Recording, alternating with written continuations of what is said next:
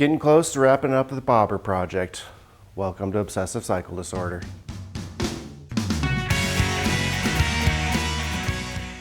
So it's been a while since I've put something up, but we're moving right along on this thing. There's only a couple of episodes left. Today's episode, we're going to work on the electrical. This is a false oil can, which will house all the, most of the electrical equipment. It just mounts to these existing frame tabs. And we also need to get the chain installed, and we need to get the blinkers removed. For the time being, we're going to run no blinkers on this bike. They're not required by law here. We could use hand signals. So I'm going to go ahead and remove those and see how I like it. To get started, there are just a couple of Phillips head screws on the bottom of the headlight. You have to take off to remove the light itself.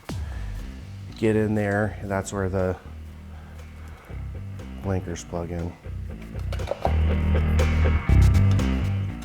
Just a couple of quick disconnects to unplug the blinker, and then they just pull them out of the back of the bucket.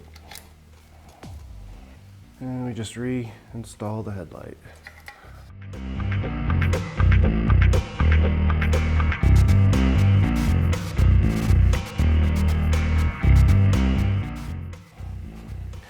Okay, so here we are up underneath the gas tank on the right side as you're sitting on the bike.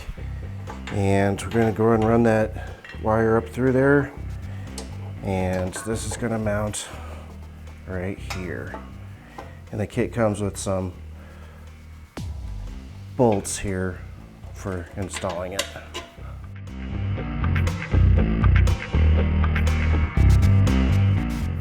Regulator rectifier goes on this little tab inside the false oil can. They supply you with this bolt to attach it.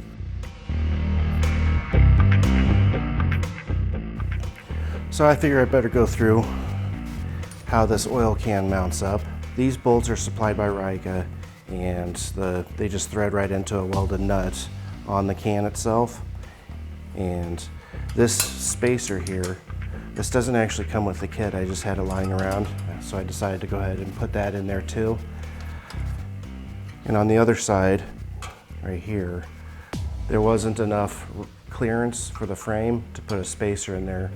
So what I did is I just took some fuel line that I had and slid it over the bolt to cover it up, just to finish off the look a little better. And if you notice here, we have some extra threads coming off the back.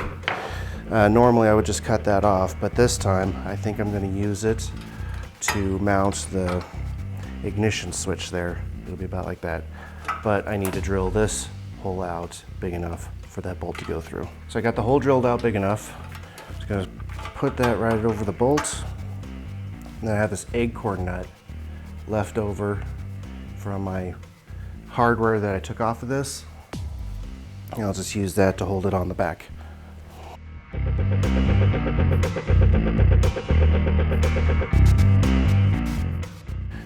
So it's time to start running wires in the can. This is the ignition key wiring, so that'll go right back in there. I've disconnected the main wire harness. This part is completely separate from the bike now. And I took all of the loose ends, ran them up into the oil can and out this other side. We're gonna go ahead and mount the starter relay. The kit came with this extra black bracket here. This makes it so it'll span across the frame here. So what I've done here is that long wire harness that I took off earlier before I put these through the can. I started at the front of the bike, just kind of have it follow the backbone back and start stuffing everything into the oil can here. This is the simplest and most boring thing you could possibly do. All you really have to do is match up the connectors. You can't do it wrong, so I'll just go ahead and get started on all that. One thing I'm not showing here is, although you can't plug them in wrong, some of the plugs just plain don't reach. So you will have to spend some time soldering and heat shrinking extension wires onto the harness to get everything to land where you want it to inside that oil can. And that's what it looks like once it's all done. And I still have some connectors hanging out over here. These are for the tail light. And I have a little box up here. I'm not sure where I'm going to put that yet, so that's just going to hang out there for a minute. And next thing on the list is we need to shorten up the power wire for the starter. Here we are back at the right side of the bike, and this is the power wire that goes to the starter here. And this thing is just way too long. I'm going to go ahead and cut it and solder a new ring terminal on it.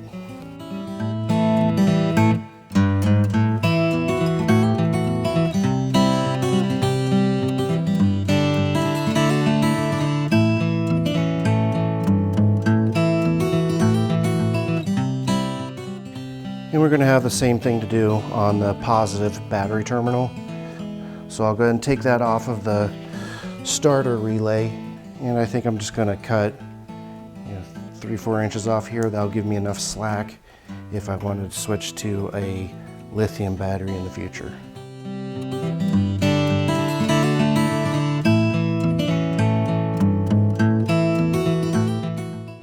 And just reconnect it.